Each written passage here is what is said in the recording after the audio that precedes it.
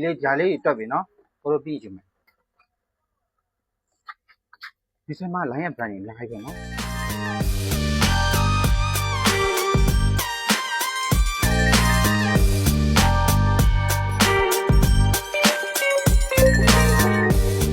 လောက်ကြလဲ အားသိကြပါလေ ဟမ်ခြာလေးဝယ်တာကိုငါသိဟာလားပြောတော့ပစ္စည်းဆက်မျိုးဝယ်လက်ဆောင်တစ်ခုပေးမယ်ဆိုဒီမလေးပစ္စည်းဆက်ခုဒီမလက်ဆောင်တစ်ခုလေဘယ်လိုဖြစ်လဲငါသိကြ ဟုတ်တယ်ညီမလေးပြောတာမှန်တယ်ကိုတို့ပြောတဲ့ promotion က10ခုဝယ်2ခုလက်ဆောင်ဆိုလဲဟုတ်တယ်ဒါပေမဲ့ကိုတို့ပြောတဲ့ promotion 10ခုဝယ်မှာပါတာကဈေးအနည်းဆုံးပစ္စည်းလေးဆိုင်ရဲ့ဈေးပေါ်ဆုံးပစ္စည်းလေးဖြစ်တယ်ညီမလေးတို့ခုရေးထားတဲ့ကောင်လေးက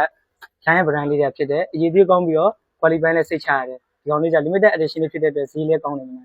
မလေးပြောတယ်မှာဒီကောင်လေးမပေါ့ဒီကောင်လေးကိုပါပြဒါနဲ့ကျမဖုန်း cleansing လုပ်ထားရပြီ ညီမဖုန်း clean လုပ်ထားရပါပြီဒါပေမဲ့ညီမဖုန်းဟောင်းနေဖြစ်လို့စိစက်ကြပြီးတော့စခွန်းလေးတော့ပြုတ်မလာဘူးညီမ စ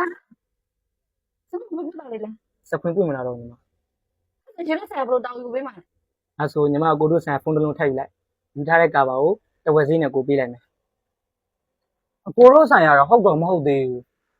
အခုဟာကျွန်တော်တို့ဖုန်းလေးပြတ်သွားသေးတယ်ကျွန်တော်ဒီပစ္စည်းတွေလည်းယူအောင်မယ်ဒီမှာသူ့ဖုန်းလည်းပြတ်သွားပြီလေအဲ့တော့လေကျွန်တော်တို့ကပစ္စည်းလည်းထပ်ပြီးတော့ယူအောင်မယ်